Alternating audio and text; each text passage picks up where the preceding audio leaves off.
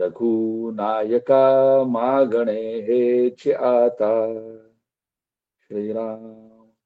सद्गुरु श्री समर्थ रामदास स्वामी महाराज की जय. महारुद्र हनुमान की जय. सब संतन की जय.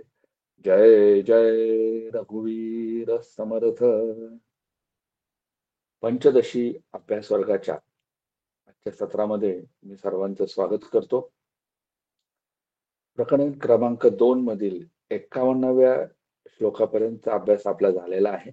53व्या श्लोकापर्यंतचा अभ्यास झालेला आहे. श्लोक क्रमांक 53 ते पुढे 71 श्लोकापर्यंतचा अभ्यास आपण आजच्या सत्रामध्ये पाहणार आहोत. एक महत्वाची सूचना की आपण प्रश्नोत्तर घेणार नाही आहोत या सेशन नंतर. प्रश्नोत्तर आपण ऑनलाईन व्हॉट्सअपच्या पद्धतीने आपण प्रश्न मागवणार आहोत आणि एका स्वतंत्र ऑडिओ क्लिपच्या माध्यमातून आपल्या आचार्य त्याला नंतर उत्तर देतील. त्यामुळे आजचं पूर्ण 1 तासाचं सत्र हे आचार्यांचं विवेचन होईल. अधिक वेळ न घेता मी आचार्यांना विनंती करतो की त्यांनी विवेचनाला सुरुवात करावी. जय जय रघुवीर समर्थ. नमस्कार, माझा आवाज येतो आहे? हो ताई, येतोय. सुरुवात करते. कृपा कटाक्षाची ये किरणे, मोह समुद्राचे आटणे, घडे जये त्या श्रीकृष्णे, वंदू तया ते श्रीराम. सदाशिव समारंभां शंकराचार्य मध्यमां, अस्मद आचार्य पर्यंतां वंदे गुरु परंपरां. नमः श्री शंकरानंद गुरुपादांबुजन्मने, सविलास महामोह ग्राहग्रासैक कर्मणे. सद्गुरुनाथ महाराज की जय. श्री गणेशाला वंदन करते, सद्गुरूंना वंदन करते, श्री विद्यारण्य स्वामींना वंदन करते, श्री भारती तीर्थांना वंदन करते आणि श्रोते तुम्ही जगदीशाच्या मूर्ती म्हणून तुम्हा सगळ्यांना वंदन करते. आपलं पंचदशीचं दुसरं प्रकरण चालू आहे, त्याच्यावर आपण चिंतन करतो आहोत. महाभूत विवेक असं त्या प्रकरणाचं नाव आहे आणि आज आपलं 4थं सत्र आहे त्याच्यावरचं. आपण पहिल्या सत्रामध्ये सुरुवातीचे 18 श्लोक पाहिले होते आणि दुसऱ्या सत्रामध्ये आपण 18 पासून जवळजवळ 36 पर्यंत 35-36 पर्यंत आपण गेलो होतो. आणि तिसऱ्या सत्रामध्ये म्हणजे मागच्या सत्रामध्ये आपण 36 पासून जवळजवळ 53 पर्यंत श्लोक पाहिले होते. आणि आता जसं सांगितलं की 53 पासून पुढे 54व्या श्लोकापासून ते आपण 71 पर्यंत आज आपण जायचा प्रयत्न करणार आहोत. आणि आपण अजून एक पद्धत ठेवलेली आहे आपल्या सत्राची, ते म्हणजे आपण काही संकल्पना बघायचा प्रयत्न करतो. पहिल्या सत्रामध्ये आपण अध्यारोप म्हणजे काय आणि अपवाद म्हणजे काय किंवा पूर्व पक्ष म्हणजे काय आणि उत्तर पक्ष म्हणजे काय ते पाहिलं होतं. मग दुसऱ्या सत्रामध्ये आपण वाद या शब्दाचा विचार केला होता की वाद म्हणजे काय, तर तत्वज्ञानार्थ केलेली जी चर्चा असते ते म्हणजे काय असा आपण अर्थ पाहण्याचा प्रयत्न केला होता. आणि मग तो विवर्तवाद म्हणजे काय, मग तो अजातवाद म्हणजे काय, मग दृष्टीसृष्टीवाद म्हणजे काय, सृष्टीदृष्टीवाद म्हणजे काय, असा सगळा विचार आपण तेव्हा केला होता. आणि तिसऱ्या सत्रामध्ये म्हणजे मागच्या सत्रामध्ये आपण माया म्हणजे नक्की काय ते समजून घ्यायचा प्रयत्न केला होता. आणि मायेची जी विविध नावं आहेत, मग ती स्वाश्रया किंवा अंतवान किंवा अघटित घटनापटी अशी किंवा सतासत विलक्षण अनिर्वचनीय अशावरनं आपण तिच्या लक्षणांवरनं आपण तिला जाणून घ्यायचा प्रयत्न केला होता. आपण सुरुवातीला कायमच एक संकल्पना घेत असतो आणि मग आणि ती संकल्पना पण आपण कुठली निवडतो की आजच्या चिंतनाचे जे श्लोक असतात त्या चिंतनामध्ये जो विषय येत असतो सहसा आपण तो विचार ती संकल्पना निवडत असतो. आणि आता हे सगळे आतापर्यंत जे काही शब्द आपण बघायचा प्रयत्न केला, संकल्पना बघायचा प्रयत्न केला, त्या सगळ्याचा अर्थ मागच्या वेळेला पण सांगितलं होतं की परमपूज्य डॉक्टर काकांची जी पंचदशी आहे त्याच्या अगदी पाठीमागे पारिभाषिक शब्दसूची आहे. वेदांतामध्ये जे शब्द वापरले जातात त्याची शब्दसूची आहे. म्हणजे आपल्याला अभ्यास करताना जर काही अडलं तर आपण तिथे जाऊन ते बघू शकतो. आणि आज आपण जे बघणार आहोत त्याचा अर्थ पण तिथे आपल्याला मिळणारच आहे. काही शब्दांचा अर्थ जो आहे म्हणजे आता आपण प्रकरण ग्रंथाचा वेदांत शास्त्राच्या प्रकरण ग्रंथाचा आपण अभ्यास करतो आहोत, म्हणून काही शब्दांचे अर्थ जे आहेत ते आपल्याला व्यवस्थित माहिती हवे असतात. उदाहरणार्थ समजा अधिष्ठान असा शब्द म्हटला किंवा अध्यस्त असा शब्द म्हटला. अजून एक शब्द म्हणूया अध्यास असा शब्द. तर आपण आज काय करणार आहोत, त्या सगळ्याचा अर्थ तिथे आहे बरं का, त्या पंचदशीमध्ये उपलब्ध आहे. कोणीतरी माईक चालू ठेवलेला आहे, कृपया तो बंद करावा, कारण रेकॉर्डिंगमध्ये सगळं ते जाईल. आपण काय करणार आहोत आज, तर आपण अध्यास शब्दाचा जो अर्थ आहे तो आज बघण्याचा प्रयत्न करणार आहोत. कारण आजच्या विषयामध्ये ते तिथे आपल्याकडे येणार आहे, त्याची आठवण आपण करून देऊ तिथे त्या श्लोकाकडे पोहोचल्यानंतर. तर अध्यास म्हणजे काय, तर ज्याच्या ठिकाणी जे नाही त्याच्या ठिकाणी ते भासणं म्हणजे अध्यास. म्हणजे आपण ज्याला मिथ्या म्हणतो त्यालाच लौकिक भाषेमध्ये भ्रम म्हणतात आणि शास्त्रीय भाषेमध्ये त्याला अध्यास असं म्हणतात. तर आता काही अध्यासांची नावं घेणार आहे आपण. या सगळ्या शब्दांना परिचित असलं पाहिजे. सगळेच अर्थ एकाच ग्रंथामध्ये मिळतात असं नसतं बरं का. आपल्या सनातन धर्मामध्ये जे ग्रंथ आहेत त्याची खासियत आहे की सगळे एकाकडे कधीच मिळत नाही, कारण ते तेवढं सोपं करूनच ठेवलेलं नाहीये. एखादा जो असतो तो टिकतो, तोच एका ग्रंथामधनं दुसऱ्या ग्रंथामध्ये अर्थ शोधायला जातो. म्हणून आता ज्या अध्यासांची नावं घेणार आहे ती सगळी अशी एका ठिकाणी मिळतात का, तर नाही. अगदीच त्याचे अर्थ जर पाहिजे असतील तर त्याचा कुठून कुठून वेगवेगळ्या ग्रंथांमधून निवडलेले आहेत, त्याचा आपण फोटो पाठवू शकू. परमपूज्य डॉक्टर काकांची ब्रह्मसूत्र प्रवचने आहेत, ब्रह्मसूत्रावरील प्रवचने आहेत, त्याच्यामध्ये या काही अध्यासांचा नावं आलेली आहेत. काही पंचदशीच्या पाठीमागे जो शब्दकोश आहे तिथे आपल्याला ती काही नावं सापडतात, अध्यासांची नावं. किंवा विचारसागर हा एक उत्कृष्ट अजून एक ग्रंथ आहे, प्रकरण ग्रंथ, त्याच्यामध्ये आपल्याला काही या अध्यासांची नावं मिळतात आणि त्याच्या संकल्पना समजून घेता येतात आपल्याला त्या ग्रंथामध्ये. तर याच्यामधले नावं भरपूर घेणार आहे मी आता, आणि घाबरून काही जायचं नाही, काही अवघड नाहीये. अर्थ जोपर्यंत माहिती नाही तोपर्यंत ते अवघड वाटतं, अर्थ कळला की ते सोपं असतं. तर नावं बरीच घेणार आहे, पण त्याच्यामधल्या दोन म्हणजे उदाहरणार्थ म्हणून आपण दोन अध्यास समजून घ्यायचा प्रयत्न करणार आहोत. कारण त्याच्यामधला अध्यास, त्याच्यामधला एक जो अध्यासाचा प्रकार आहे त्याचा उल्लेख आपल्या एका श्लोकामध्ये आज येतोय, म्हणून ही एवढी सगळी प्रस्तावना. त्या अध्यासांचे प्रकार, काही अध्यासांची नावं वाचून दाखवते.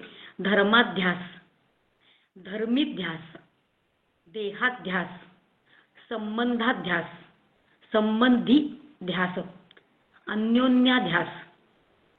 आता हे लक्षात ठेवायचं आहे, कारण आजच्या श्लोकांमध्ये ज्यांनी ज्यांनी अभ्यास करून आले असतील त्यांना हे कळेल की हा शब्द कुठल्या तरी एका श्लोकामध्ये आलेला आहे. अन्योन्याध्यास, अन्यातराध्यास, कारणाध्यास, कार्याध्यास, तादात्म्याध्यास, संसर्गाध्यास, स्वरूपाध्यास आणि ज्ञानाध्यास. असे वेगवेगळे अध्यासांचे प्रकार आहेत. ते सगळीकडे एकत्र मिळत नसतं, पण एकदा संकल्पना माहिती जर असेल तर आपल्याला कुठलाही विषय जो आहे तो समजायला मदत होते.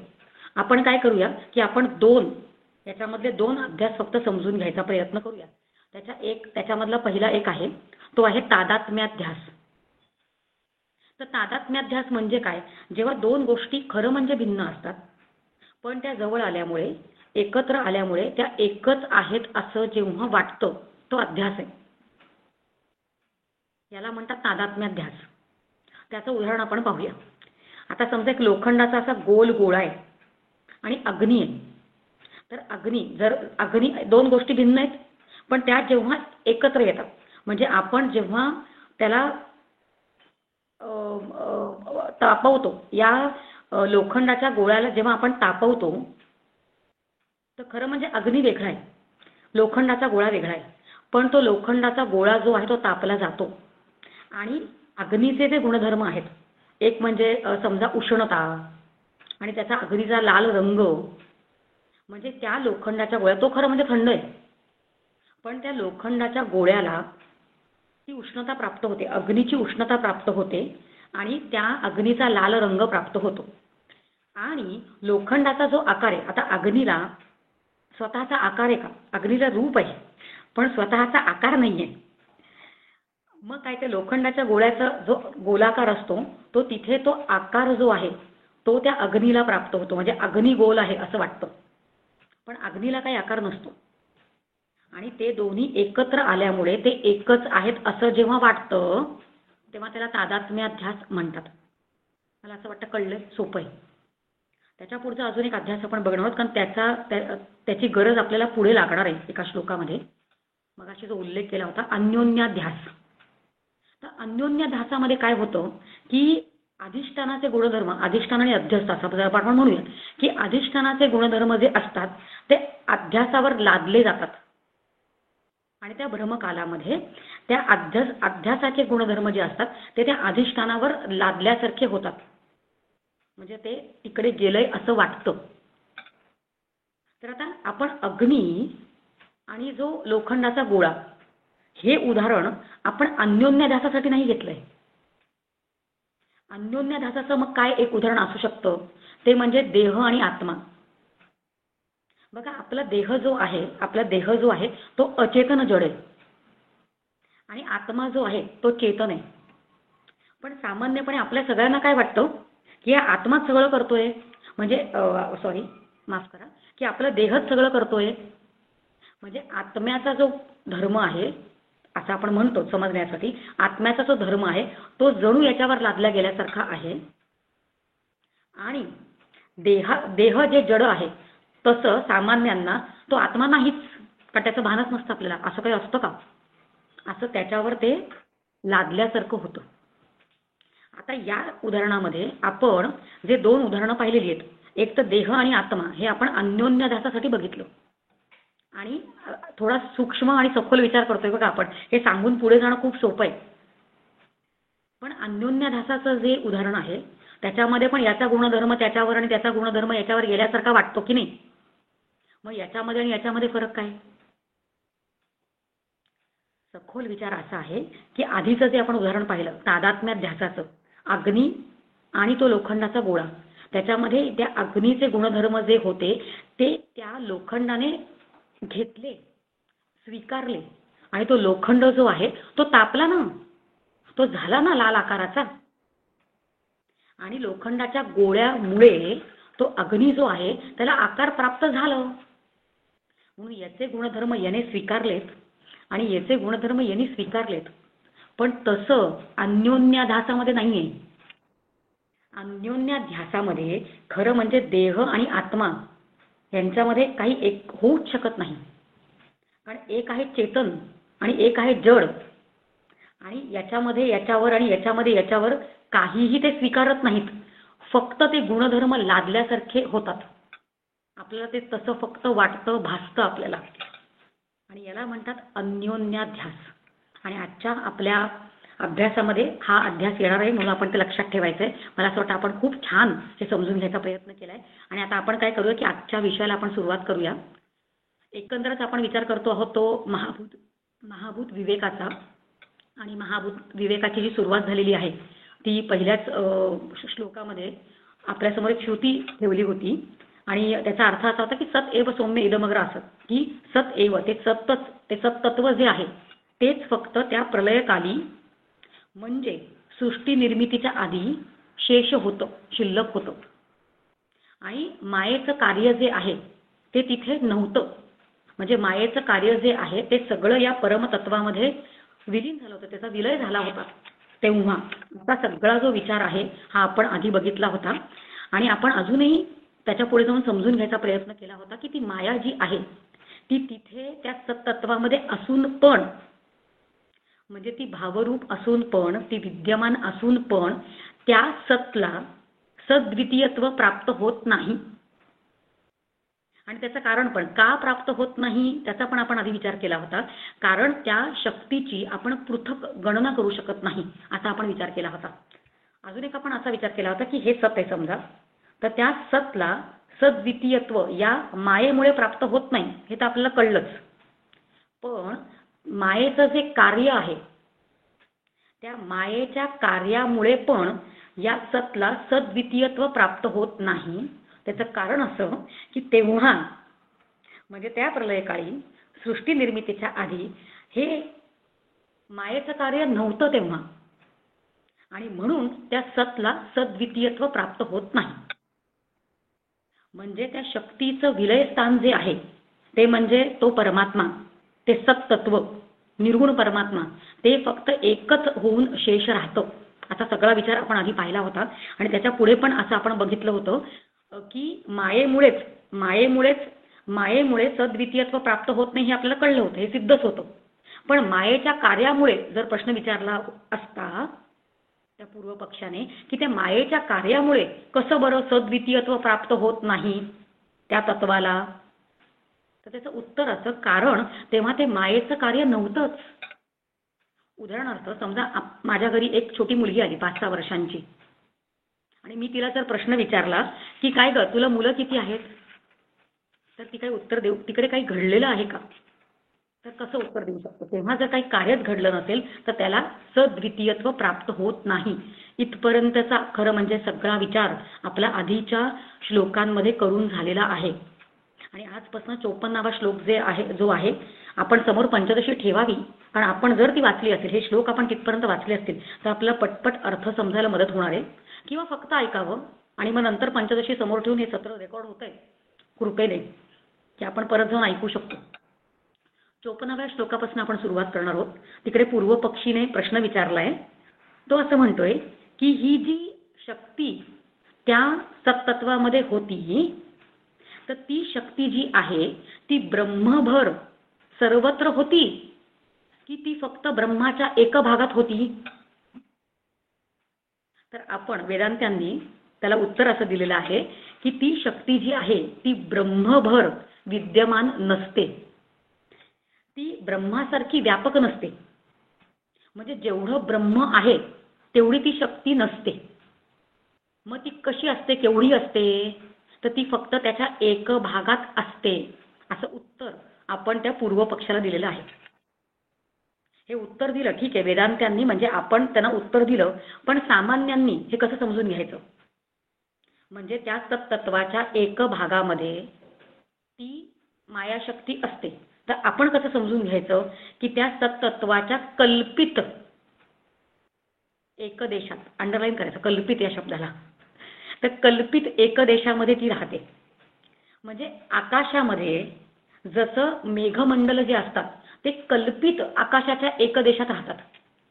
आता ते आकाशाचं क्षेत्रफळ आपल्याला माहिती आहे का, मग कितीचं त्यांनी व्यापलेलं आहे ते मेघ जे आहेत ते आपण सांगू शकू का, तर कल्पित एक तेवढ्या जागेमध्ये, असं जसं आपण समजून घेतो तसं त्या सत्तत्वाच्या कल्पित एक भागामध्ये ती मायाशक्ती होती असं आपण समजून घ्यायचं. आणि हे समजवण्यासाठी ग्रंथकारांनी याच श्लोकामध्ये एक छान उदाहरण दिलेलं आहे, ते म्हणजे त्या मातीचं. तर ती माती जी असते, आता तो कुंभार जो असतो ज्याला घट बनवायचा असतो, तर त्याला घट बनवता येण्याजोगी माती, म्हणजे त्याचा तो घट बनवू शकेल त्याच्यासाठी ती माती जी आहे त्याला शोधावी लागते.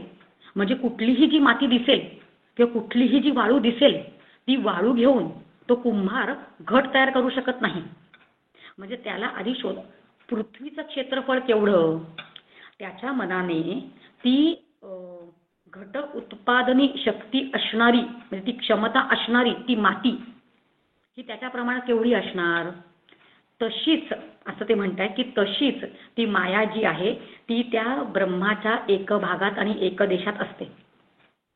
आणि जसं ते स्निग्ध मातीमध्ये घट उत्पादन करण्याची क्षमता असते, तशी या मायेकडे सृष्टी उत्पन्न करण्याची क्षमता असते. असं इतकं सुंदर सांगितलेलं आहे. म्हणजे छोटी छोटी उदाहरणं दिलेली आहेत आणि विद्यारण्य स्वामी आपल्याला सांगतात की ते ब्रह्म कसं व्यापक आहे असं ते विचार करायला आपल्याला शिकवत आहेत की ती एक देशात आहे, ती एक भागात आहे, पण ब्रह्म मात्र व्यापक आहे. बघा थोडंसं आपण समजून घेऊया की पृथ्वीपेक्षा जल जे आहे ते व्यापक आहे, जलापेक्षा तेज व्यापक आहे, तेजापेक्षा वायू व्यापक आहे, वायूपेक्षा आकाश व्यापक आहे, आकाशापेक्षा ती प्रकृती माया शक्ती जी आहे अव्याकृत ती व्यापक आहे. आणि निरपेक्ष व्यापकता जी आहे ती फक्त त्या ब्रह्माकडे आहे. म्हणून आपण समजून घ्यायचा प्रयत्न करतो की ती माया सर्वत्र राहते का, तर नाही, ती एक देशात राहते. ती जर सर्वत्र राहिली असती तर मुक्त ब्रह्म असं काही राहिलंच नसतं. म्हणजे जीवनमुक्तांना ज्या मुक्त ब्रह्माचा अनुभव येतो किंवा शुद्ध ब्रह्माचा जो अनुभव येतो असं काही उरलंच नसतं. म्हणून ती त्याच्या एक भागात एक अंशात राहते असं उत्तर आपण त्या पूर्व पक्षाला दिलेलं आहे. पण त्याचा पुढचा प्रश्न लगेच तयारच आहे पूर्व पक्षाचा, आणि तो असं म्हणतोय की तुम्ही म्हणता की तुमचं ब्रह्म जे आहे ती निरंश आहे. आपण आपल्या पहिल्या सत्रामध्ये सजातीय विजातीय आणि काय स्वगत भेदरहित असं ते तत्व शेष राहतं, असा सगळा विचार आपण पाहिलाय. तुम्ही असं म्हणता, पूर्वपक्षी म्हणतोय की तुमचं ब्रह्म जे आहे ते निरंश आहे आणि आता ती माया ती एका अंशात राहते, मग त्याच्याकडे ते अंशी भाव येईल ना, त्याचा अंश होईल ना. मग तुम्ही असं कसं म्हणता, असा जर प्रश्न विचारला तर आपण त्यांना असं उत्तर देतो आहोत की ती माया तिथे राहून पण ते ब्रह्म जे आहे त्याला सद्वितीयत्व प्राप्त होत नाही. कारण आपण हा विचार आधी केलेला आहे की मायेमुळे त्या ब्रह्मतत्वामध्ये भेद होत नाही, की तिथे असून पण त्या ब्रह्माला भेद होत नाही. आणि हा जो विचार आहे हाच विचार पुढच्या 3 श्लोकांमध्ये म्हणजे 55व्या श्लोकामध्ये आणि पुढच्या अजून 256 आणि 57 या 2-3 श्लोकांमध्ये वेगवेगळी उदाहरणं देऊन विद्यारण्य स्वामीने हा विचार आपल्याला समजावा त्यासाठी मदत केलेली आहे. 55वा श्लोक बघा, त्याच्यामध्ये त्यांनी छांदोग्य श्रुती आपल्यासमोर एक छांदोग्य श्रुती आपल्यासमोर ठेवलेली आहे. त्याच्यामध्ये काय म्हणतायत ती श्रुती काय म्हणते की मायेचं हे जे संपूर्ण कार्य आहे, सर्व भूते असा शब्द वापरलाय तिकडे श्लोकामध्ये, म्हणजे मायेचं जे संपूर्ण कार्य आहे ते त्याचा म्हणजे त्या तत्वाचा एक पाद असून स्वयंप्रकाश ब्रह्म असं जे आहे ते 3 पादाचं आहे. म्हणजे ती माया जी आहे ती त्याचा एक पाद आहे आणि ते शुद्ध ब्रह्म मुक्त ब्रह्म असं आता आपण जे बोललो ते 3 पादांचं आहे, अशी एक श्रुती आहे ती आपल्या समोर ठेवलेली आहे.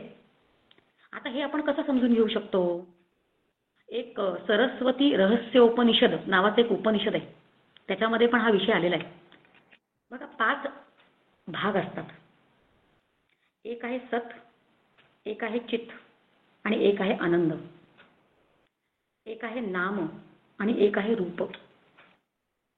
तर आपण काय करायचं की नामरूप या उपनिषदाने काय केलंय आपल्यासमोर ठेवलंय, त्यांनी हे समजून घ्यायचं असं आपण की हे नामरूपाचं कसं त्यांनी समजवलं आपल्याला की नामरूपाचा त्यांनी एक भाग केला की एक पाद केलं, म्हणजे हा एक पाद झाला आणि हे जे आहे ते कल्पित आहे. नामरूपात्मक जे आहे ते कल्पित आहे आणि उरलेलं जे आहे ते शुद्ध ब्रह्म आहे. आणि ते कसं आहे तर ते सत चित आणि आनंद आहे. म्हणून आपल्याला समजायला किती मदत होते बघा, हा 55वा श्लोक जो आहे तो समजायला मदत होते. अजून एक आपल्यासमोर त्यांनी प्रमाण ठेवलेलं आहे ते म्हणजे 56व्या श्लोकामध्ये, ते आहे भगवद्गीतेमधलं, जिकडे भगवंत अर्जुनाला सांगतायत की एकांशेन स्थितो जगत, माझ्या एका अंशावर ते जगत आहे आणि मी सगळा तेवढा मोठा आहे. त्याच्या पुढचा श्लोक जो आहे 57वा, त्याच्यामध्ये पण 2 ग्रंथांचं प्रमाण आपल्यासमोर ठेवलेलं आहे. एक म्हणजे ब्रह्मसूत्रामधलं प्रमाण आणि पुरुष सूक्तामधलं प्रमाण. त्याच्यामध्ये कसा विषय आलेला आहे, त्याच्यामध्ये असा विषय आलेला आहे की या भूमीला पूर्णपणे व्यापून, भगवंत असं म्हणतो आहे की या भूमीला पूर्णपणे व्यापून मी दशांगुल अजून उरलोच आहे, मी दशांगुल अजून राहतोच, शिल्लक राहतोच मी. बघा आपल्या सगळ्यांना श्रीमद भागवत माहिती आहे आणि त्या भगवंताच्या बाललीला माहिती आहेत. त्या बाललीलेमध्ये आपल्याला एक लीला माहिती आहे, जिकडे यशोदा माता जी आहे ती त्या भगवंताला दोरीने बांधण्याचा प्रयत्न करते आणि ती दोरीने बांधण्याचा प्रयत्न करते, ती दोरी लहान पडतीये, ती पुन्हा दोरी आणते, वाढवते दोरी आणि बांधायचा प्रयत्न करते. तो बांधला जात नाही, तो बांधला जाऊ शकत नाही, कारण तो असा तो एवढा व्यापक आहे, तो दशांगुल उरतोच, त्याला बांधता येत नाही. म्हणजे एक श्रीकृष्णाचं उदाहरण आपण पाहिलं, तसंच एक रामायणातलं म्हणजे तुलसीदास रामायणामधलं एक दृष्टांत आहे, ज्याच्यामध्ये काकभिषुंडी महाराज जे आहेत ते त्या भगवंताला पकडण्यासाठी उडतात आणि कितीही पाठलाग केला तरी 2 अंगुलींची कसर राहतेच. त्या काकभिषुंडी महाराजांना भगवंताला पकडताच येत नाही, 2 अंगुलींची कसर राहते. आणि ते 2 अंगुली म्हणजे काय तर एक आहे अहंकार आणि एक आहे भगवंताची कृपा. या सगळ्यामधनं आपण हे असं बघतो आहोत की तो भगवंत जो आहे तो निरपेक्ष व्यापक आहे आणि एक अंशामध्ये जेव्हा असं म्हटलं जाते ते कल्पित एका अंशामध्ये असं आपण समजून घ्यायचं आहे. बघा या दशांगुलाचा आपण विचार करतो ते ब्रह्म कसं व्यापक आहे याचा आपला थोडासा विचार चालू आहे. गंध तन्मात्रेची जी अपंचीकृत पृथ्वी आहे, सगळे शब्द महत्त्वाचे आहेत आणि ते आपल्या कानावर पडलेच पाहिजेत.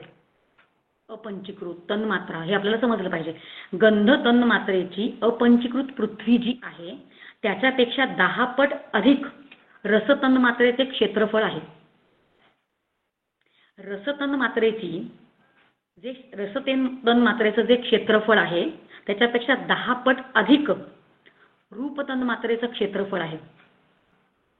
रूप तन्मात्रेचं जे क्षेत्रफळ आहे त्याच्यापेक्षा 10 पट अधिक स्पर्श तन्मात्रेचं क्षेत्रफळ आहे. स्पर्श तन्मात्रेचं जे क्षेत्रफळ आहे त्याच्यापेक्षा 10 पट अधिक त्या शब्द तन्मात्रेचं क्षेत्रफळ आहे आणि त्यापेक्षा दशांगुल म्हणजे 10 पट अधिक तो भगवंत तिथे शिल्लक आहेच, असं आपण त्या तत्वाला समजून घ्यायचा प्रयत्न करायचा. आणि हा विचार आपल्याला समजावा म्हणून विद्यारण्य स्वामीने 3 प्रमाण, एक तर श्रुतीचं प्रमाण छांदोग्य श्रुती त्यांनी आपल्यासमोर ठेवली, स्मृती म्हणजे भगवद्गीतेमधला विचार जो आहे तो आपल्यासमोर ठेवला, आणि सूत्र आणि सूक्त म्हणजे ब्रह्मसूत्र आणि पुरुष सूक्त याच्यामधले विचार आपल्यासमोर ठेवले, त्याच्यामधला विचार. आणि याच्यावरनं आपल्याला हे असं कळतं आहे की ब्रह्मतत्व जे आहे ते सर्ग दशेमध्ये पण म्हणजे कार्यात्मक प्रपंच असून पण ते ब्रह्मतत्व जे आहे ते सगळ्यात अधिकच शिल्लक राहतं. आणि अशा पद्धतीने म्हणजे एकांशेने किंवा हे एकपाद जे आहे, दशांगुल जे आहे, हे असं का बरं बोललं गेलेलं आहे त्या ग्रंथांमध्ये? कारण श्रुती जी आहे ती हितौषणी आहे. कारण जिज्ञासू साधक जे असतात ते अशा पद्धतीने प्रश्न विचारतात, कारण त्यांची बुद्धी जी असते ती देशकाल परिस्थितीनुसार त्यांची बुद्धी असते. ते प्रश्न विचारतानाच आरोप करून प्रश्न विचारतात की ती शक्ती जी आहे, माया शक्ती जी आहे ती ब्रह्मभर आहे की एका अंशात आहे. आता ज्या पद्धतीने, ज्या ढंगात, ज्या शैलीत प्रश्न विचारलेला आहे तर त्या शैलीत त्या श्रुतीनं आपल्याला समजावं त्याच्यासाठी आपल्यासमोर ते उत्तर आपल्यासमोर ठेवलेलं आहे, आपल्याला समजावं असं. आणि आपल्यासमोर अजून एक म्हणजे आपण आतापर्यंत 58वा श्लोक घेतला, आता आपण 59व्या श्लोकाकडे आलेलो आहे. त्या 59व्या श्लोकामध्ये पण आपल्याला कळावं म्हणून एक दृष्टांत विद्यारण्य स्वामीने आपल्यासमोर ठेवलेला आहे की ही माया काय करते. ती ते समजण्यासाठी त्यांनी एक भिंतीचं उदाहरण ठेवलेलं आहे की समजा एक भिंत आहे आणि त्या भिंतीवर समजा चित्र काढलं गेलंय, त्याच्यामध्ये पत्र, पुष्प, घट, स्त्री असं सगळं जर काढलं गेलं आणि ते रंगवलं गेलं तर खरं म्हणजे भिंतीशिवाय वेगळं काहीच नाहीये. बघा हे भिंतीचं म्हणजे असंच उदाहरण खरं म्हणजे चित्रदीपामध्ये येतं. चित्रदीपामध्ये एक पहिला श्लोक जो आहे तो एका पटावर म्हणजे एक कापड आहे आणि त्या कापडावर जेव्हा चित्र काढलं जातं असं त्याने त्याच्या 4 अवस्था आहेत, धौत आणि काय घट्टित, रंजित, लांछित, रंजित अशा 4 अवस्था त्यांनी त्या चित्रदीपामध्ये पहिल्याच श्लोकात सांगितल्या आणि त्याच्यावर जवळजवळ 290 श्लोक तो विचार करण्यासाठी सांगितलेला आहे. बघा पंचदशी इतकं सुंदर बोलते की एखादा मुद्दा सखोल एकच, आता आपण हे प्रकरण जे बघतोय त्याच्यामध्ये पण एकच श्रुती आपल्या समोर ठेवली आहे आणि ती श्रुती सदैव सौम्य इदमग्र असित एकम एव अद्वितीयम हे कळण्यासाठी हा सगळा विचार आपला चाललेला आहे की ते सत्तत्व कसं एकच होतं पण भ्रमामुळे आपल्याला हे सगळं दिसतं. हा सगळा विचार आपल्याला शिकवण्याचा प्रयत्न करतात. ते भिंतीचं उदाहरण आपल्या समोर ठेवलेलं आहे. ते भिंतीवर चित्र सगळी काढली गेली, ती रंगवली गेली. खरं म्हणजे भिंतीशिवाय दुसरं काहीच नाहीये. पण त्या मायेची चमत्कृती अशी आहे की ती आपल्याला त्या कार्यप्रपंचामध्येच रमवते. आपण ते रंगच बघत बसतो, ते आपण आकारच बघत बसतो. तसं आपल्यासमोर या मायेने आणि त्या भिंतीवर जे चित्र काढलं गेलेलं आहे त्या चित्राला खरं म्हणजे आधार भिंतीचाच आहे, आश्रय भिंतीचाच घेतलाय. पण ज्याचा आश्रय घेतलाय त्याला तिने आवृत्त करून टाकलेलं आहे. तसंच ही माया शक्ती जी आहे या माईक प्रपंच आपल्यासमोर हे ग्रह, नक्षत्र, तारे, आपले पुत्र, आपला प्रपंच हा आपल्या समोर सगळा जो आहे तिने घेतलाय त्या मायेने आश्रय त्या तत्वाचा आणि त्याला तिने आवृत्त करून टाकलेला आहे. तर हा विचार जो आहे ते उदाहरणावरून आपल्याला समजवायचा प्रयत्न करतात की ते मात्र निरंश आहे, हे आहे तसं आहे, फक्त भ्रमामुळे आपल्याला हे सगळं असं वाटतंय. आणि त्या भ्रमाचं पहिलं कार्य, त्या मायेचं पहिलं कार्य काय आहे हे पुढच्या 60वा आणि 61वा आपण एकत्र घ्यायचा प्रयत्न करणार आहोत. विद्यारण्य स्वामींनी सांगायचा प्रयत्न केलेला आहे आपल्याला की ते मायेचं पहिलं कार्य काय आहे. जर तुम्ही 60वा श्लोक पाहिलात तर त्याच्यामध्ये आद्यव विकार असा शब्द वापरलाय की त्या मायेचा पहिला विकार काय आहे, तर ते आहे आकाश. आणि त्या आकाशाचं स्वरूप काय आहे, तर ते आहे अवकाश. आणि पुढे ते सांगतायत की त्या आकाशामध्ये ते सत्तत्व जे आहे त्या सत्तत्वाची अनुभूती होतेच आहे की. म्हणजे आकाश हे वेगळं बघा, ते भिन्न आहे हे सांगायचा प्रयत्न केलेला आहे. हे सत्तेपेक्षा ते भिन्न आहे हे सांगण्याचा ते प्रयत्न करतायत. म्हणजे आपण आकाश आहे असं म्हणतो की नाही, आकाश आहे, तर तो आहेपणा जो आहे तो कुठून अनुवृत्त झालेला आहे, कुठून आलेला आहे, त्या सत्तत्वाकडनं या आकाशाकडे तो आलेला आहे असं ते आपल्याला सांगतायत. कारण आकाश स्वतः कसं आहे, आकाश स्वतः त्याचं स्वतःचं अवकाश असं रूप आहे. पण आकाश स्वतः मात्र शून्य, म्हणजे त्याच्याकडे स्वतःची सत्ता नाहीये, सत्ता शून्य ते आहे. पण सतच्या सत्तेमुळे त्या आकाशाला सत्ता आलेली आहे. आणि त्यामुळे ती सत्ता त्याच्याकडे आल्यामुळे तो 2 स्वभावाचं झालेलं आहे. ते आकाश जे आहे ते 2 स्वभावाचं झालेलं आहे. बघा, एक ते सत्तत्व आहे, त्याचा आपल्याला समजण्यासाठी असं म्हणत की आकाश सत्तत्व जे आहे त्याचा सत्ता असणं हा स्वभाव, अस्तित्व हा स्वभाव आहे. आणि त्याचं अस्तेपण जे आहे ते त्या आकाशाकडे गेलेलं आहे. म्हणून आकाश मात्र 2 स्वभावान झालेलं आहे. एक म्हणजे आहेपण आहे आणि दुसरं म्हणजे अवकाश, हे त्याचं स्वतंत्र स्वरूप आहे. म्हणून तो 2 स्वभावाचा झालेला आहे आकाश, आणि सत मात्र 1 स्वभावाचं आहे असं त्या श्लोकामध्ये सांगितलेलं आहे. आणि असा विचार का सांगितलेला आहे की कारणाचा गुण जो आहे तो पुढे कार्यामध्ये येतो हे सांगायचं आहे. आणि मुख्य विचार आपल्याला द्यायचा आहे की सत जे आहे ते कारण आहे आकाशाचं हे त्यांना सांगायचं आहे. आणि हे समजवताना अजून एक पुढे त्यांनी एक उदाहरण पुढच्या श्लोकामध्ये पण दिलेलं आहे. 62 आणि 63 पण आपण एकत्र श्लोक घेऊया. अजून एक उदाहरण म्हणजे आकाशाचा एक स्वभाव, म्हणजे स्वभावावरून आपल्याला एक त्यांनी समजवायचा प्रयत्न केला. आणि 62व्या श्लोकामध्ये गुण घेऊन त्याने समजवायचा आपल्याला प्रयत्न केला की आकाशाकडे बघा, आकाशाचा गुण काय. आपण अगदी सुरुवातीचे सत्र आपले सगळे आठवूया की आकाशाचा गुण काय, तर शब्द. आणि तो कुठल्या स्वरूपामध्ये, कुठल्या स्वरूपात तो त्या आकाशाकडे असतो, तर प्रतिध्वनी स्वरूपात असतो. 62व्या श्लोकामध्ये प्रतिध्वनी असा शब्द वापरलाय. म्हणजे आकाशाकडे शब्द बघा, आपण तो शब्द जो आहे तो सगळीकडे पुढे गेलेला आहे. शब्द जो आहे तो आकाशाकडनं पुढे गेलेला आहे. म्हणजे आकाशाकडनं वायूकडे पण गेला, वायूकडनं तो तेजाकडे पण गेला, तेजाकडनं शब्द गुण तो तेजाकडे पण गेला, तेजाकडनं तो जलाकडे पण गेला, जलाकडनं तो पृथ्वीकडे पण गेला. शब्द गुण गेलेला आहे, स्वरूप नाही गेलं. आकाशाचं जे स्वरूप आहे अवकाश हे त्याचं स्वतंत्र आहे, जागा देतं अवकाश.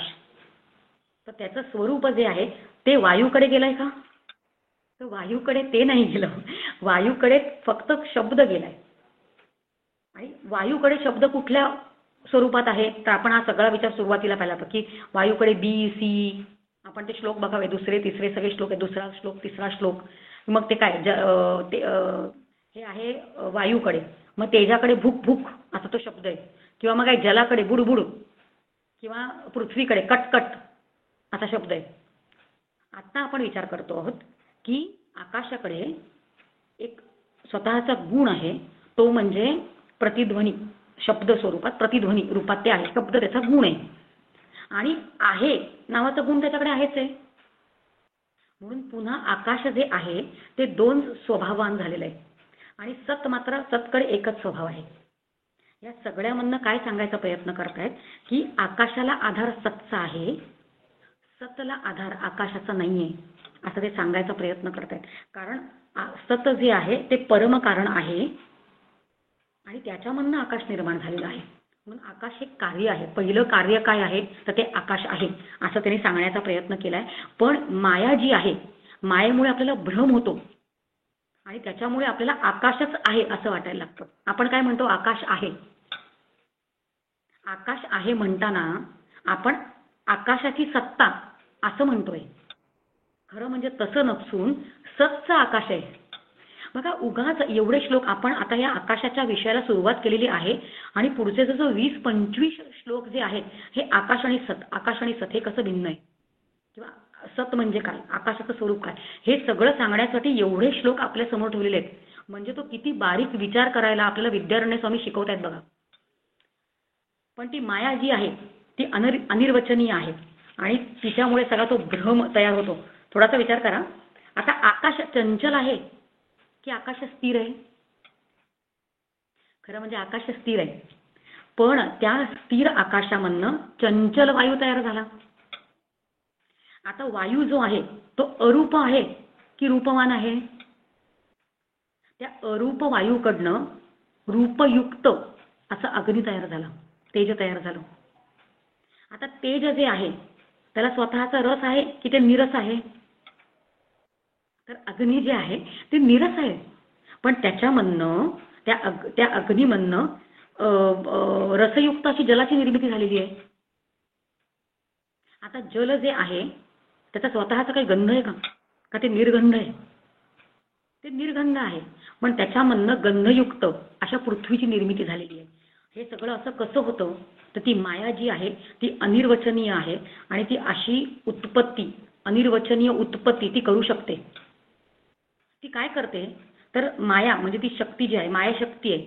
आणि सत खरं म्हणजे आकाश जे आहे ते सतचं आश्रित आहे आणि सत जे आहे ते आश्रय आहे. पण माया काय करते ते उलट भासवते. आपल्याला आकाश आश्रय वाटतं आणि सत आश्रित वाटतं मायेमुळे. आणि त्याच्याही पुढे जाऊन ती काय करते, या दोघांमध्ये म्हणजे आकाश आणि सत या दोघांमध्ये ती एकत्व स्थापन करते. खरं म्हणजे ते दोन भिन्न आहेत आणि ते कसे दोन भिन्न आहेत हे समजवण्यासाठी बरेच पुढचे श्लोक येत आहेत. आणि तिच्या चमत्कृतीमुळे ही जी माया जी आहे तिच्या चमत्कृतीमुळे काय होतं की धर्मी, खरं म्हणजे आकाश जो आहे, हे सगळे शब्द नवीन आपल्यासाठी आहेत पण ते आपण समजून घ्यायचा प्रयत्न करूया. आकाश जे आहे ते धर्म आहे आणि सत जे आहे ते धर्मी आहे. बघा धर्म आणि धर्मी म्हणजे काय, अगदी सोप्या भाषेत आपण समजून घ्यायचा प्रयत्न करूया. धर्मी म्हणजे जे व्यापक असतं ते. बघा आपण समजा भगवंताचा अंश आहे असं आपण म्हणतो, तर अंश, आपण अंश आणि तो परमात्मा अंशी. तसं ते तत्व धर्मी आणि आपण धर्म. म्हणजे जे व्यापक असतं त्याला म्हणायचं धर्मी आणि जे त्या मनाने कमी व्यापक असतं त्याला म्हणायचं धर्म. धर्मीचा धर्म असतो. म्हणजे खरं म्हणजे आता आपण जो विचार करतो आहोत त्या उदाहरणामध्ये सत्तत्व जे आहे ते धर्मी आहे आणि आकाश जे आहे ते धर्म आहे. पण आपण जेव्हा आकाश आहे असं आपण समजतो की आपण किती सहज बोलतो, हे आहे आणि आकाशामधनं जे काही सगळं नंतर निर्माण झालेलं, आता हे पेन पण आहे, हे स्टेपलर आहे, सगळ्यात हे साधने पर श्लोक आहेत. हे सगळे फक्त संकल्पना नाही आहेत. या दिसणारं सगळं जगत ते आहे, पण जे आहे ते खरं त्या तत्वाकडनं मिळालेलं आहे. असा बारीक बारीक विचार आपण या सगळ्या श्लोकांमधून करायचा आहे. आणि ते मायेच्या भ्रमामुळे मात्र आपल्याला हे सगळं कळत नाही आणि धर्मीचे गुण जे आहेत ते धर्मावर लादले जातात आणि धर्माचा जो गुण आहे तो धर्मीवर लादला जातो आणि यालाच आपण अन्योन्याध्यास म्हणतो आहोत. आपण आज सुरुवातीला अध्यासाचा विचार केला होता. बघा अध्यासामध्ये एक आहे, समजा हे सत म्हणूया, सत आणि आकाश. तर सत जे आहे ते चेतन आहे आणि आकाश जे आहे ते जड आहे. तर आकाशाचा धर्म जो आहे तो म्हणजे आकाश आहे असं जेव्हा म्हणतो तेव्हा आकाश आहे असं मान्य केलं ना आपण. खरं म्हणजे सत्चीच फक्त सत्ता आहे, पण आकाश आहे असं जेव्हा म्हणतो तेव्हा त्या धर्मचा आपण या धर्मीवर आरोप केलेला आहे. आणि जणू ते सत, कारण ते आपल्याला भासत नाही, त्याचं भान नाही आपल्याला, त्याच्यामुळे ते नाहीच असा आरोप जो आहे तो आकाशाचा आरोप या सत्वर जातो. म्हणजे सत्चं जे असणं ते याच्यावर आरोपित झालं, धर्मीचं धर्मवर आणि धर्माचं धर्मीवर आरोपित झालं. याला अन्योन्याध्यास असं म्हणतात. आणि त्या अन्योन्याधासामुळे आपल्याला आकाश आहे आणि त्याची सत्ता आहे. म्हणजे काय करतं ही माया, काय करते तर ही वरच्याला खाली आणि खालच्याला वर करून टाकते आणि आपल्याला कळतही नाही. असंच पूर्ण आपलं आयुष्य जातं. एक खूप छान दृष्टांत आपण घेऊ शकतो पटकन, की एक राजा असतो. त्याला अचानक असा मनात प्रश्न, सगळे मंत्री जे आहेत त्या सभेमध्ये समोर बसलेले असतात आणि राजा विक्षिप्त असतो. त्याला काहीही प्रश्न मनात पडू शकतो. म्हणून मंत्री खरं म्हणजे त्या राजाला घाबरूनच असतात आणि उत्तर आलं नाही तर तो दंड देत असतो. एक दिवस त्याच्या मनात असं येतं, सगळ्यांना त्या मंत्र्यांना तो प्रश्न विचारतो की भगवंत कुठे राहतो आणि भगवंत काय करतो. तर सगळ्यांना, आता सगळे काही शास्त्राचा अभ्यास करणारे आहेत का, पटकन उत्तर देता कसं येईल त्यांना. राजा म्हणतो 2च दिवस फक्त देणार. तर सगळेच खरं म्हणजे घाबरलेले. त्याच्यामधला एक जो मंत्री आहे तो असा घाबरलेल्या अवस्थेमध्ये घरी जातो. त्याची पत्नी त्याला विचारते की काय झालं, आज पुन्हा काही विचारला का प्रश्न. म्हणे हो ना, असा प्रश्न विचारला की त्याचं उत्तर माझ्याकडे नाहीये. काय म्हणे प्रश्न विचारला तर ईश्वर कुठे राहतो, ईश्वर कुठे राहतो आणि ईश्वर काय करतो, असा त्यांनी प्रश्न विचारला. आणि त्याचं उत्तर लगेच कुठल्या शास्त्रग्रंथाकडे जायचं, कुठे वाचायचं हे पटकन मला कसं कळेल. पण या पती पत्नींचं जे संभाषण असतं ते त्यांचा पुत्र जो आहे 8-9 वर्षांचा आहे तो ऐकतो. तो मुळातच चाणाक्ष असतो, हे आई वडिलांना माहिती आहे. तो ते ऐकतो आणि तो वडिलांना येऊन सांगतो की मला याचं उत्तर येतंय, तुम्ही उद्या मला घेऊन जा. 2 दिवस थांबायची गरज नाही, उद्याच जाऊया आपण. वडिलांना विश्वास असतो मुलावर. दुसऱ्या दिवशी ते मंत्री जे आहेत ती सभा भरल्यानंतर सगळ्यांपुढे जाऊन त्या मुलाला उभं करतात. स्वतः मात्र स्वतःच्या खुर्चीवर जाऊन बसतात. आणि तो मुलगा त्या राजाला म्हणतो की तुम्हाला जो प्रश्न पडला आहे त्याचं उत्तर मला येतंय. तर राजा म्हणतो सांग, पहिला प्रश्न तुला माहिती आहे की तो ईश्वर जो आहे तो कुठे राहतो. तर तो लहान 8-9 वर्षांचा मुलगा जो समोर उभा आहे तो असं राजाला म्हणतो की तुम्हाला कळतं का की तुमच्यासमोर एक बालक उभं आहे, एक बालक आलेला आहे, तर त्याचं स्वागत नाही का करायचं, त्याला काहीतरी खायला प्यायला द्यायचं नाही का, त्याला दूध नाही का द्यायचं. तर राजा म्हणतो खरंच की, सेवकाला आज्ञा करतो. आणि हा मुलगा सांगतो एक चमचा पण पाठवा म्हणे त्याच्याबरोबर. तर सेवक जे आहे ते एका पेल्यामध्ये दूध आणि तो चमचा पण घेऊन येतो. आणि हा मुलगा काय करतो, तो चमचा त्या दुधामध्ये आणि असं काहीतरी त्याच्यामध्ये शोधायला लागतो. तर राजा 1-2 मिनिटं बघतो आणि नंतर विचारतो की तू त्याच्या दुधामध्ये काय शोधतोयस. तर तो मुलगा असं म्हणतो की मी लोणी शोधतोय. तर तो राजा हसतो आणि म्हणतो अरे ते लोणी ते दूधभर आहेच रे, पण ते असं कसं मिळेल, त्याच्यासाठी प्रक्रिया जी आहे ती सगळी प्रक्रिया करावी लागते. तर तो मुलगा म्हणतो मला तुम्हाला हेच सांगायचंय की ईश्वर सगळीकडे आहेच आहे, पण जी प्रक्रिया आहे श्रवण मनन निदिध्यासन तत्वम पदार्थ शोधन असं सगळं महावाक्याचं विचार असं जोपर्यंत करणार नाही तोपर्यंत तुम्हाला तो चराचरात भरलेला आहे याचा अनुभव कसा येणार. प्रक्रिया आहे त्याला पण. तर राजाला अतिशय आवडतं उत्तर, काय छान म्हणे उत्तर आहे. पण मला 2 प्रश्न होते म्हणे. एक प्रश्न होता की तो कुठे राहतो, त्याचं उत्तर मला कळलं, पण तो काय करतो याचं पण उत्तर दे. तर तो मुलगा असं म्हणतोय की आता मी ज्या अर्थी तुम्हाला उत्तर दिलंय त्या अर्थी आता मी गुरु भूमिकेमध्ये आहे आणि तुम्ही शिष्य आहात. मात्र तुम्ही सिंहासनावर म्हणजे उच्च स्थानावर बसला आहात आणि मी मात्र उभा आहे, मला उच्च स्थान तुम्ही दिलं पाहिजे. राजा म्हणतो हो तुझं बरोबर आहे, कारण आता उत्सुकता आहे प्रश्न ऐकायची. हो म्हणे तुझं बरोबर आहे. तो पटकन उठतो, एक साध्याच्या खुर्चीमध्ये बसतो आणि ते सिंहासनावर त्या मुलाला बसवतो आणि म्हणतो की कृपया करून आता तुम्हाला उत्तर दे की हा ईश्वर जो आहे तो करतो काय, ईश्वर काय करतो. तर तो मुलगा हसतो आणि म्हणतो की हेच करतो. हेच करतो म्हणजे काय, जो वर असतो त्याला खाली करतो आणि जो खाली असतो त्याला वर करतो. आकाश जे आहे त्याला सत करून टाकलंय आपण आणि सत जे आहे त्याला आकाश करून टाकतो आपण. तर ही सगळी मायेची चमत्कृती आहे, म्हणून हे सगळं असं घडत असतं. आणि अशा मायेचा जो प्रभाव आहे हा जो आपल्यावर झालेला आहे, म्हणजे सामान्यांवर तर हा मायेचा प्रभाव झालेला आपला दिसतोच आपल्या सगळ्यांवर.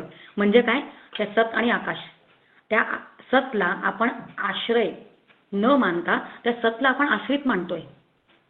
सामान्यांचा हाच विचार आहे. त्याचं कारण असं की त्यांचं आपल्या सगळ्या सामान्यांचं वेदांतांचं आपल्याला विज्ञान नसतं. आपण बऱ्यापैकी सगळं लौकिकामध्ये प्रपंचामध्ये आपण रमलेलो असतो आणि म्हणून या भ्रमाला प्राप्त होणं त्याच्यामध्ये काही आश्चर्य नाहीये. पण हे फक्त सामान्यांच्या बाबतीतच होत नाही. पुढचा 64वा श्लोक जो आहे त्याच्यामध्ये विद्यारण्य स्वामी असं म्हणतायत की विचित्र गोष्ट अशी आहे की जे तार्किक आहेत, जे वैशेषिक आहेत, म्हणजे ज्यांच्याकडे तर्कणाशक्ती आहे, तर्कणाशक्तीने ते संपन्न आहेत, शास्त्रकुशल बुद्धी त्यांच्याकडे आहे, वेदांताचं अनुशीलन, ग्रंथांचं अनुशीलन त्यांनी केलेलं आहे, पण त्यांना पण आकाश आहे म्हणजे आकाशाची सत्ता आहे असंच भ्रमामुळे वाटत असतं आणि त्या सतलाच ते आश्रित समजतात. आणि हे सगळं कशामुळे घडतं तर ते मायेमुळे घडतं. आणि आपण तसं समजून आपण त्या विषयाला मान्य करू नयेत, त्या मान्यतेला आपण पण प्राप्त होऊ नयेत म्हणून आपल्याला विद्यारण्य स्वामींनी एक छान उदाहरण आपल्यासमोर ठेवलेलं आहे त्या 64व्या श्लोकातच. ते असं म्हणतायत की माती जशी घटरूपाला प्राप्त होते, माती जशी घटरूपाला प्राप्त होते तसंच ते सत जे आहे ते महासर्गाच्या दशेमध्ये ते आकाश रूपाने आपल्याला भासायला लागतं. म्हणजे ते सत तत्वच जे आहे ते आकाश रूपाला प्राप्त होतं. इतकं छान उदाहरण आपल्यासमोर ठेवलंय बघा. विद्यारण्य स्वामींनी आपल्यासमोर जे परिणामवादासाठी आपण एक उदाहरण वापरतो ते म्हणजे दुधाचं दही. आता दुधाचं जेव्हा दही होतं तेव्हा दही झाल्यानंतर आपल्याला कुठे दूध दिसतं का आणि पुन्हा आपल्याला दूध मिळतं का? परत त्याचा उलटा परिणाम होणं शक्य नाही. म्हणून असं उदाहरण आपल्यासमोर ठेवलेलं नाहीये. आपल्यासमोर उदाहरण इतकं सुंदर ठेवलेलं आहे योग्य ते कळण्यासाठी की आता समजा आपण सत आणि आकाश याचा विचार करतो बरं का, तसं त्यांनी माती आणि घट असं उदाहरण त्यांनी समोर ठेवलेलं आहे. थोडासा विचार करा. घट बनण्याआधी मातीच असते की नाही, माती असते. आणि घटदशेमध्ये पण जेव्हा मातीचा घट होतो तेव्हा पण फक्त मातीच असते. आणि जेव्हा घट फुटतो त्याचा विलय तो फुटतो तेव्हा पण मातीच फक्त राहते. म्हणून सत आणि आकाशाचा आपण कुठल्या पद्धतीने खरं म्हणजे विचार करायचा आहे की सत वस्तूच जी आहे ती खरं असते, पण त्या मायेच्या भ्रमामुळे आकाशाची सत्ता असं आपल्याला वाटत असतं. 65व्या श्लोकामध्ये या भ्रमामुळे म्हणजे मायेमुळे तो भ्रम होतो आणि त्या भ्रमामुळे काय होतं त्याचं आपल्यासमोर एक उदाहरण ठेवलेलं आहे. शुक्ती आणि रजत म्हणजे ती शिंपी आणि चांदी. बघा काय होतं आता शुक्ती आणि रजत म्हणजे आता आपल्याला जेव्हा भास होतो बघा, खरं म्हणजे समोर असते शिंपी, पण ते सूर्यप्रकाश का काय त्याच्यामुळे कशामुळे ते त्याच्यावर प्रकाश पडतो आणि आपल्याला ते चमकल्यामुळे आपल्याला तिथे चांदी भासते. खरं म्हणजे आहे शिंपी पण दिसतंय रजत म्हणजे चांदी. आणि बघा आपल्याला जेव्हा अनुकूल ज्ञान होतं तेव्हा आपण डोळ्याच्या प्रमाणेच कळतं. अनुकूल डोळ्यानेच कळलं की नाही ही शिंपी आहे. पण भ्रमामुळे प्रतिकूल आपल्याला उलट जे वाटतं, भ्रमामुळे जे ज्ञान होतं डोळ्यानेच होतं आणि आपल्याला वाटतं बघा डोळा हा प्रमाण आहे, पण अनुकूल परिस्थिती असली की ज्ञान कसं होतं आणि प्रतिकूल परिस्थिती असली म्हणजे जेव्हा आपण भ्रमात असतो तेव्हा आपल्याला ते शिंपीचं जे आहे ते रजत वाटत असतं. इतकं सुंदर की आपल्याला कसं त्या भ्रमामुळे ती माया काय करू शकते, त्या मायेचा प्रभाव काय हे वेगवेगळ्या पद्धतीने आपल्याला त्यांनी सांगायचा प्रयत्न केलेला आहे. आणि 66व्या श्लोकामध्ये अतिशय सुंदर वाचल्यानंतर तो 66वा श्लोक साधा वाटतो, पण सगळ्या श्लोकांना आपण थांबावं आणि आपण विचार करावा खरंच कुठलेही श्लोक याच्यामधले साधे नाही आहेत. 66व्या श्लोकामध्ये विद्यारण्य स्वामींनी हा जो भ्रम आहे त्या भ्रमामधनं बाहेर पडण्यासाठी आपल्याला उपाय दिलेला आहे. आणि तो उपाय काय आहे ते असं म्हणतात की श्रुती वाक्यांचा विचार आपण करावा.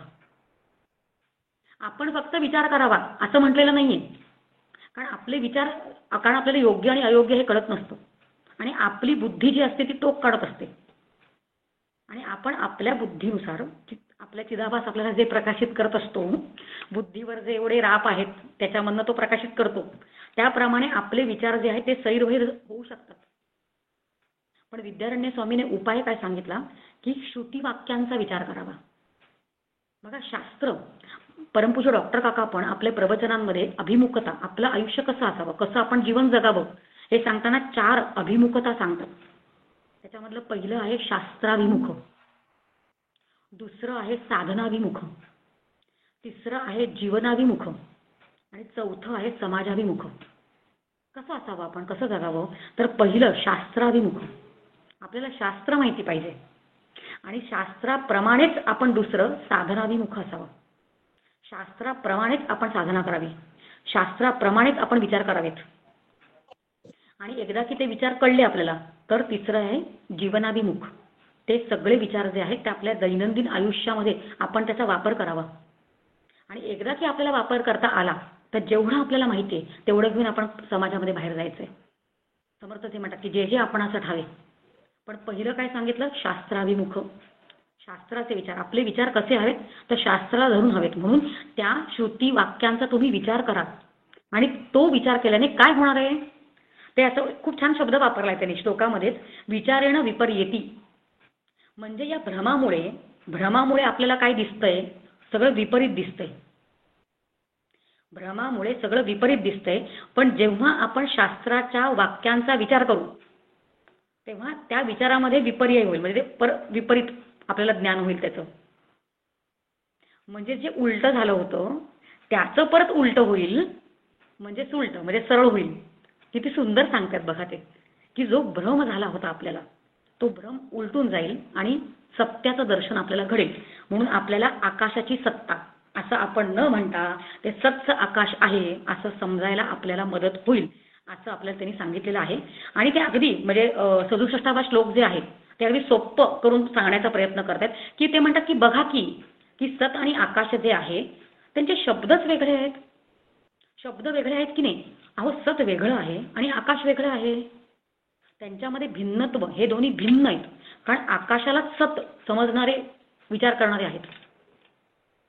म्हणून विद्यारण्य स्वामी जे आहेत ते आधी आपल्याला हे कसे दोघं भिन्न आहेत हे सांगायचा प्रयत्न करतायत.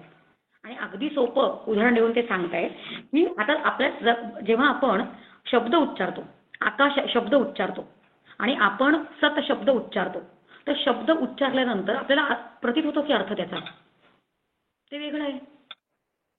पण कधी कधी असं पण होण्याची शक्यता आहे बरं का, की काही पर्यायवाची शब्द असतात, ते शब्द वेगळे असतात पण अर्थबोध एकच असतो. पण इथे तसं नाही. म्हणजे सत शब्द उच्चारल्यानंतर जो बघा शब्द त्यांनी खूप छान वापरलेला आहे श्लोकामध्ये, बुद्धिश्च भेदतः, की आपल्याला जी बुद्धी होते, अर्थबोध जो होतो तो बुद्धीमध्येच, त्या अर्थामध्येच भेद आहे. म्हणजे शब्द जेव्हा आपण उच्चारतो आकाश आणि शब्द जेव्हा उच्चारतो आपण सत, तर जे आपल्याला कळतं त्याच्यामध्येच भेद आहे. आणि अजून एक त्यांनी खूप सुंदर मुद्दा दिलेला आहे बरं का, हा अतिशय बारीक मुद्दा आहे, आपण समजून त्याच श्लोकामध्ये त्यांनी समजवण्याचा प्रयत्न केलेला आहे. की आता हे आपण सत म्हणूया आणि हे आपली ते सत, मग नंतर वायू, मग नंतर काय ते तेज, मग नंतर जल आणि पृथ्वी, असं आपण आपल्यासमोर ठेवूया, सोपं करण्याचा प्रयत्न करतोय. हे सत जे आहे ते अनुवृत्त होत आहे या सगळ्या तत्वांमध्ये, सगळ्या भूतांमध्ये. म्हणजे आपण आकाश आहे असं जे म्हणतो त्याला आपण वायू आहे असंच म्हणतो. मग आपण तेज आहे असं म्हणतो, अग्नी आहे असं म्हणतो, जल आहे, आप आहे असं म्हणतो, पृथ्वी आहे असं म्हणतो. जर हे दोन भिन्न नसून एकच असले असते समजा, म्हणजे आकाशात जर सत असलं असतं तर आपण असं म्हणतो का, म्हणजे बोलताना उच्चार करताना आपण असं म्हणतो का की वायू आकाश आहे किंवा तेज आकाश आहे किंवा अजून काय की जल आकाश आहे, पृथ्वी आकाश आहे असं म्हणतो का?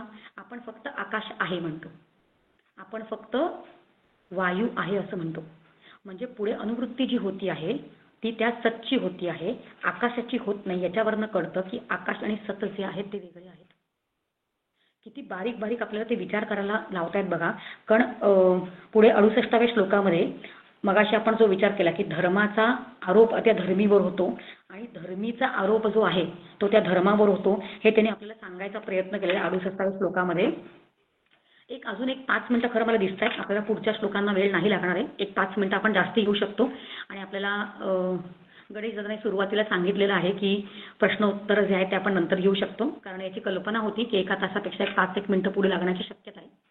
पण बारीक विचार आहे, अगदी 1 तास संपताना इतकं बारीक लक्ष आपल्याला लागू शकत नसेल, मान्य, पण रेकॉर्ड होतंय त्याचा आपण आधार घेऊया. धर्म आणि धर्मी याचा आपण विचार करतोय आणि आपण असं म्हटलं होतं की धर्मी जो आहे तो व्यापक असतो आणि त्याचा धर्म असतो तो कमी भागात व्यापलेला असतो. आणि आपण साधं जे बोलतो बघा, साधे वाक्यप्रचार, साधं जे बोलतो तेव्हा आपण काय म्हणतो की पृथ्वीचा गुण गंध आहे, पृथ्वीचा गुण गंध आहे, मग जलाचा गुण जो आहे तो रस आहे, तेजाचा गुण रूप आहे, वायूचा गुण स्पर्श आहे आणि आकाशाचा गुण शब्द आहे असं आपण म्हणतो की नाही. पण असं म्हटल्यामुळे काय होतंय, आपण काय म्हटलं की वायूचा गुण गंध,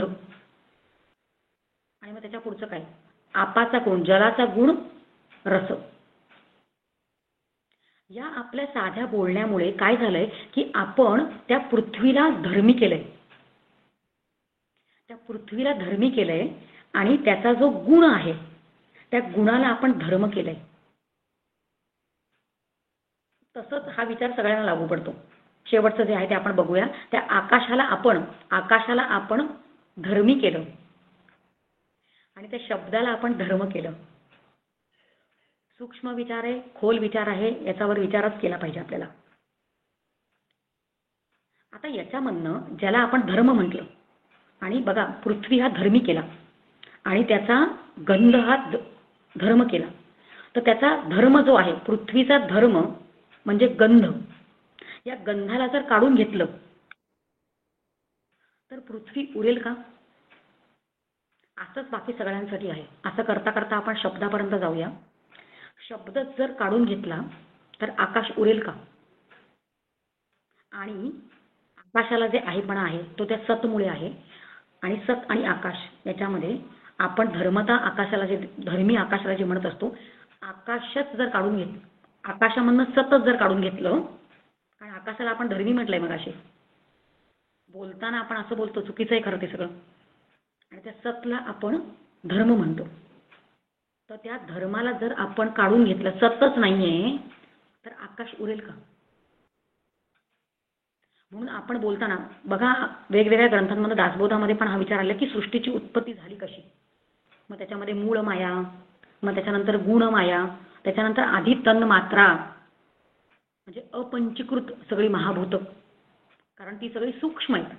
म्हणजे अपंचीकृत महाभूत जी आहेत, म्हणजे पृथ्वी, आप, तेज, वायू, आकाश, यांचं पंचीकरण झालेलं आहे. तन मात्रा म्हणजे फक्त तीच मात्रा त्या आधी निर्माण झालेल्या आहेत आणि त्याच्यामधनं सगळं भेसळ झालं आहे पुढे नंतर पंचीकरण, आणि ही स्थूल सृष्टी आपल्याला जी दिसते ती. दासबोधामध्ये पण हा विचार आलाय, भागवतामध्ये हा विचार आलेला आहे. म्हणून आता हे जेव्हा आपल्याला कळतं तर आपण बोलायचं कसं, ते भ्रमामध्ये आपण तसं बोलत होतो आधी आपण जे मांडला विचारते. म्हणून आपण विचार कसा मांडायचा की गंध तन्मात्रेची पृथ्वी आहे, रस तन्मात्रेचं जल आपतत्व आहे, मग नंतर काय रूप आहे ना, स्पर्श तन्मात्रेचं वायू आहे, जल तन्मात्रेची आपतत्व आहे, स्पर्श तन्मात्रेचं वायू आहे, आणि शब्द तन्मात्रेचं आकाश आहे. आणि आपण असं जे आता व्यवस्थित बोललो त्याच्यामधनं आपण धर्मी कोणाला केलं, तर शब्द, स्पर्श, रूप, रसगंध यांना गुण न म्हणता तिकडे द्रव्य म्हणायचे. आणि मग त्याच्यामधनं ते स्थूल सगळं निर्माण झालेलं आहे. असं जेव्हा आपण विचार करतो तेव्हा त्या धर्मी आणि धर्मामध्ये एकमेकांना आरोपित करत नाही आणि योग्य तेच आपण समजून घेतो, आणि ते सत्तत्व म्हणजे काय आहे ते आपल्याला नक्की कळतं. 69वा श्लोक जे आहे त्याच्यामध्ये ते आपल्याला सांगायचा प्रयत्न करत आहेत की सत जे आहे ते आपल्याला आता कळलं, आणि त्याच्यापेक्षा वेगळं जे आहे आकाश, त्याला आपण असत म्हणून जाणलं पाहिजे. ते आपल्याला विचार करायला शिकवत आहेत की आकाश जे आहे ते असत आहे, कारण ते त्याच्या वेगळं आहे, त्याच्यापासून भिन्न आहे, ते वेगळं आहे. जसं सत आहे तसं ते आकाश नाही आहे. म्हणून साधनेपर श्लोक आहे.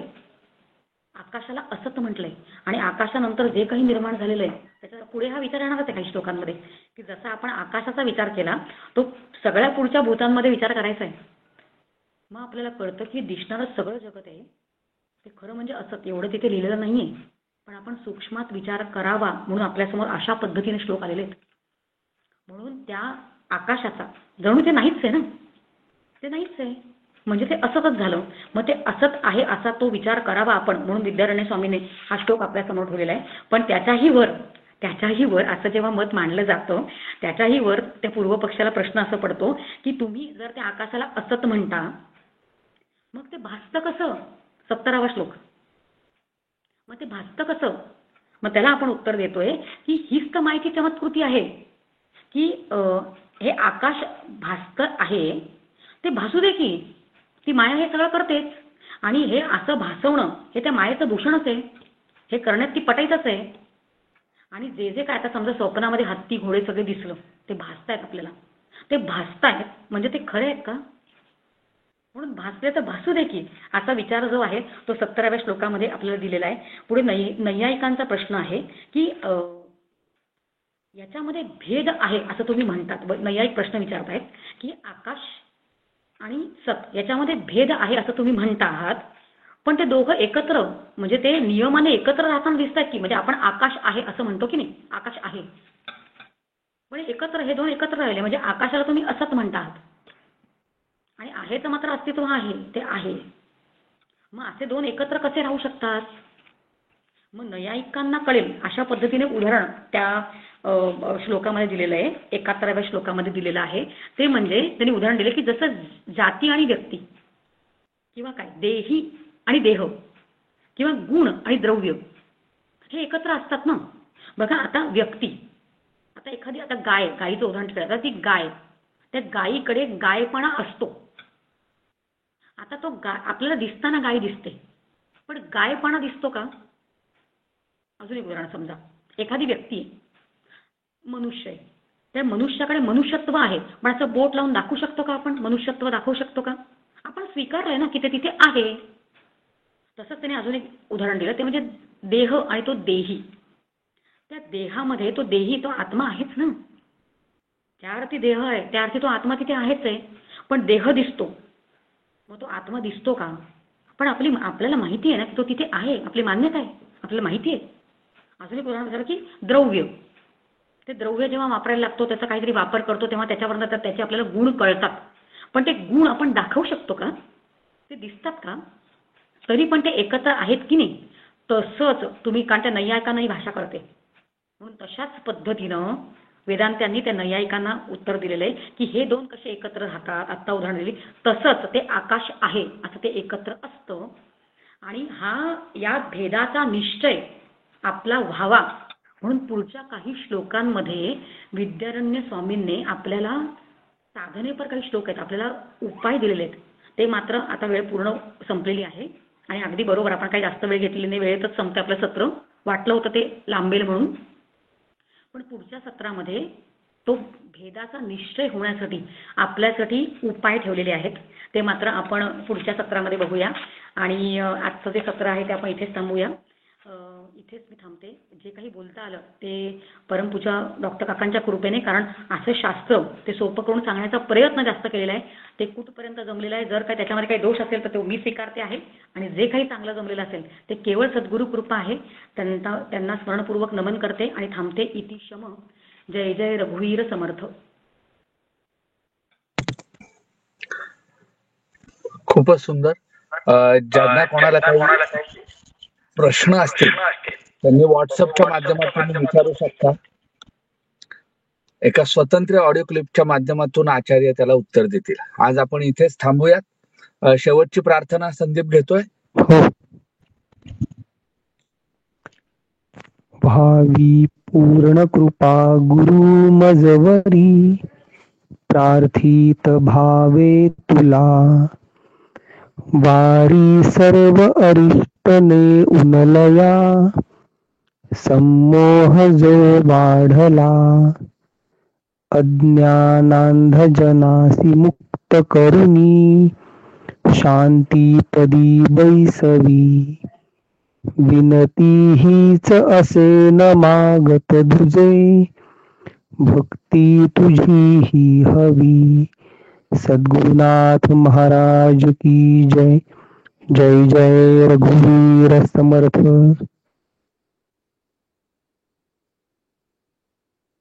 जय जय रघुवीर समर्थ. जय जय रघुवीर समर्थ. जय जय रघुवीर समर्थ. जय जय रघुवीर समर्थ. जय जय रघुवीर समर्थ. जय जय रघुवीर समर्थ.